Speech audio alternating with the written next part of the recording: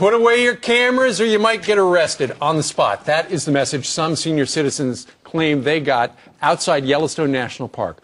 Armed park rangers refusing to let anyone lay eyes on Old Faithful because of the government shutdown. Pat Valancoy is one of those tourists. She joins us from Massachusetts today. Pat, good morning to you. Good morning. Well, it sounds like you had a fun 9-day bus tour planned that included, the highlight was Yellowstone. But as soon as you got there, government shutdown pretty much shut you down, didn't it? That's correct. Tell me about how you were treated by the National Park Service Rangers.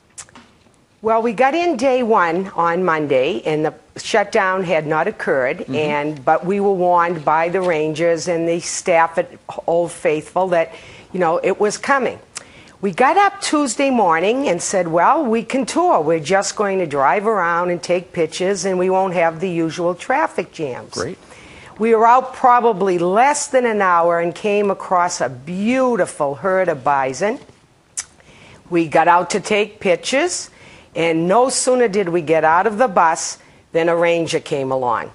And she asked everybody to cross the street and get back in the bus. And when you heard that, yeah, Pat, when you heard that, you must have thought, she's got to be kidding. I'm just taking a picture. Well, that's what we all said. And we had Australians, Europeans, we had all come a long way. I had come from Boston. I had never seen a herd of bison. We couldn't believe it.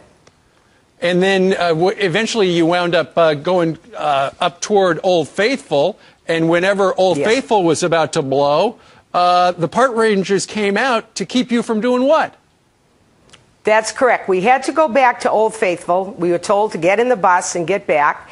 And sawhorses were put in front of Old Faithful. And 10 to 15 minutes prior to her eruption, you would see 4x4s and rangers coming to that area. And you could not go outside to take pictures of Old Faithful. And every ranger out there was armed at that time. From Tuesday on, any park ranger I saw was carrying a gun. Did they overdo it? Because I know that one of the tour guides said that the park rangers were exhibiting what he referred to as Gestapo tactics. Yeah, well, that was my guide tour, a lovely guide named Gordon, and he had been a tour guide for 10 years. He asked her, can't we just take pictures? We're not walking on trails, we're not doing anything. And the ranger's answer was, you are recreating. And he said, well, I just paid $300 to come through the gate. I guess that's a word, recreating. And he felt we weren't recreating. Yeah. He thought we were just observing.